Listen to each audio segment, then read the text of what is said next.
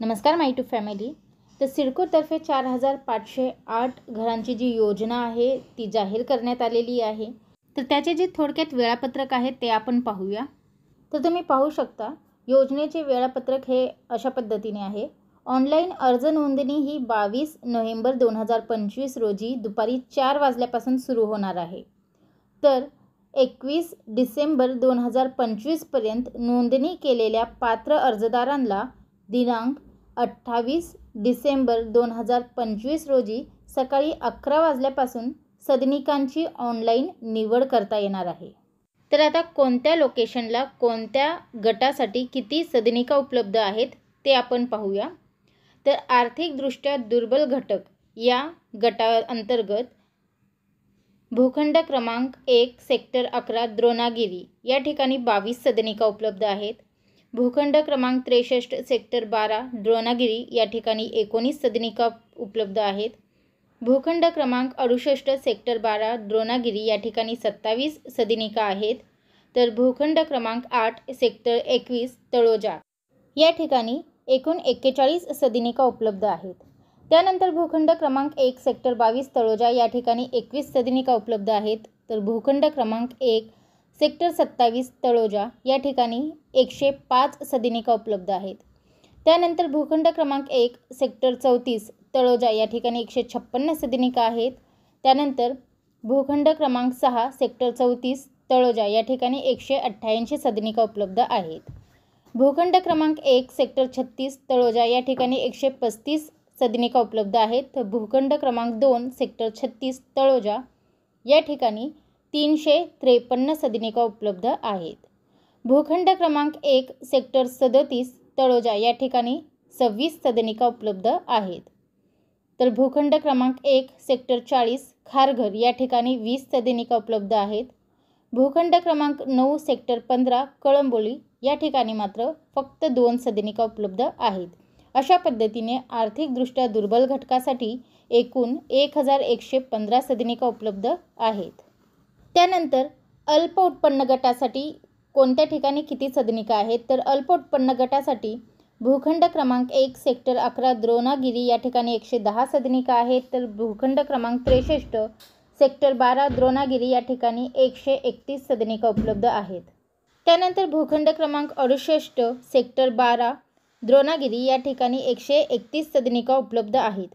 भूखंड क्रमांक 8 सेक्टर 21 तळोजा या ठिकाणी सुद्धा अल्प उत्पन्न गटासाठी 182 सदनिका उपलब्ध आहेत.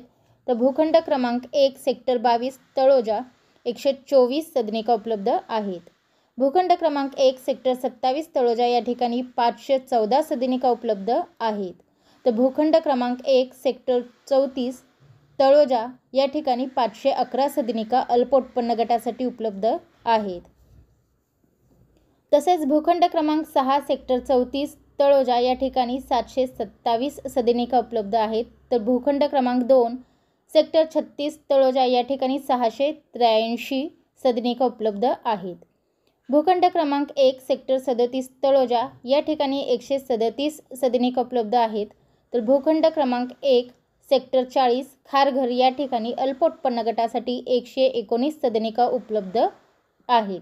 भूखंड क्रमांक 9 सेक्टर 15 कळंबोली या ठिकाणी 22 सदनिका उपलब्ध आहेत. आणि भूखंड क्रमांक 1 सेक्टर 10 घनसोली या ठिकाणी फक्त 1 आणि भूखंड क्रमांक 2 सेक्टर 10 घनसोली या ठिकाणी 1 म्हणजेच घनसोलीमध्ये एकूण 2 सदनिका अल्प उत्पन्न गटासाठी उपलब्ध आहेत. तर अशा पद्धतीने अल्प उत्पन्न गटाकरिता एकूण 3393 सदनिका उपलब्ध आहेत.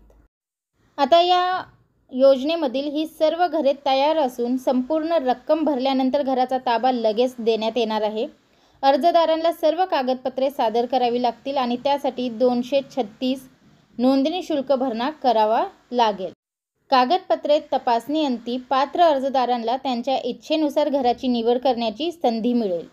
आता या गृहनिर्माणाचे जी योजना आहे त्याचे वैशिष्ट्य काय आहे. ते एकूण 4508 सदनिका विक्रीकरिता उपलब्ध आहेत.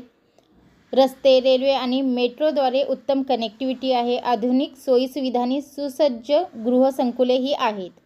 शाळा, महाविद्यालय, रुग्णालय इत्यादी मूलभूत सुविधांनी परिपूर्ण परिसर आहेत. विकसित नोडमध्ये मोक्याच्या ठिकाणी असलेली ही गृहसंकुले आहेत. तर आर्थिकदृष्ट्या दुर्बल घटकांच्या सदनिकांकरिता प्रधानमंत्री आवास योजनेअंतर्गत ₹2.5 लाखाचे अनुदानसुद्धा आहे. अधिक माहितीसाठी जसे सदनिकेचे क्षेत्रफळ, किंमत इत्यादी बाबीत जे संकेतस्थळ आहे ते आहे sidcofcfs.sidcoindia.com. यावर तुम्हाला ही माहिती भेटेल. तर सिडकोने जी नवीन योजनेअंतर्गत 4,508 घरांची लॉटरी म्हणा, पण ही लॉटरी पद्धत नसणार आहे. तर इथे तुम्हाला डायरेक्ट घरं मिळणार आहेत तुमच्या पसंतीनुसार. तर ही जी योजना जाहीर केलेली आहे त्याच्याबद्दल हीच अपडेट मला आपल्यापर्यंत पोहोचवायची होती. व्हिडिओ आवडले असल्यास नक्कीच लाईक करा, शेअर करा आणि सबस्क्राईब करा. व्हिडिओ पाहिल्याबद्दल धन्यवाद. आपल्या सर्वांचे आभार.